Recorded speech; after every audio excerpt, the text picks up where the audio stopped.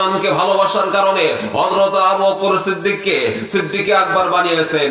এই কোরআনকে লালন করার কারণে, কোরআনকে মহব্বত করার কারণে, কোরআনকে ভালোবাসার কারণে, কোরআনের আন্দোলন ভীষণ আর মিশনকে বাস্তবায়ন করার কারণে হযরত ওমরকে উমর ইবনুল খাত্তাব বানিয়েছেন, অর্ধ পৃথিবীর প্রেসিডেন্ট বানিয়েছেন।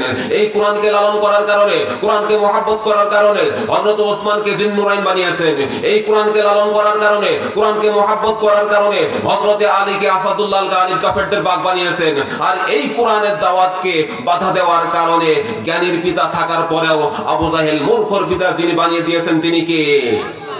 এই 2024 সালেও যারা এই কোরআনের আন্দোলন করত, বাংলার জমিনে সহ তামাম পৃথিবীতে কোরআনের মিশন আর ভিশনকে বাস্তবায়ন করার জন্য, কোরআনটা বাস্তবায়ন করার জন্য বাংলার জমিনে 56,000 বর্গ মাইলে টেকনাফ থেকে তেতুলিয়া এই 68,000 গ্রামে কোরআনটা প্রতিষ্ঠিত করার জন্য যারা অনবরত কাজ করেছেন, সেই সমস্ত হক্কানি আলেমদেরকে যারা কারাগারে ঢুকিয়েছেন, সে সমস্ত নেতাদেরকে, প্রধানমন্ত্রীদেরকে যে আল্লাহ সুবহানাহু ওয়া তাআলা 5 আগস্ট 2024 বিতাড়িত করে দিয়েছেন, তিনি কে?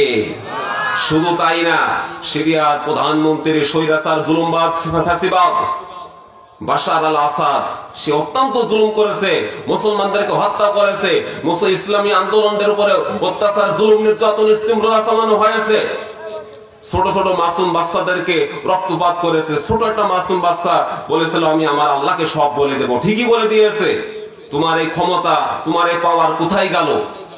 দেশ থেকে তাকে পালিয়ে যেতে বাধ্য হয়েছে। প্রহাসরিন, এই জন্য কিয়ামত পর্যন্ত সে যত বড় নমরুদ হোক না কেন, যত বড় ফেরাউনি হোক না কেন, যত বড় শক্তিশালী হোক না কেন, কোরআনের বিরোধিতা যেই করবে, সে মেম্বার হোক, চেয়ারম্যান হোক, এমপি হোক, মন্ত্রী হোক, পুলিশ হোক, আর্মি হোক, বিডিআর হোক, ওসি হোক, ডিসি হোক, এসপি হোক, আর বড় যত কিছু হোক না কেন, কোরআনের বিরোধিতা করলেই সে দুনিয়ায় লাঞ্ছিত হবে, পরকালে দোজখে চলে যাবে। কথা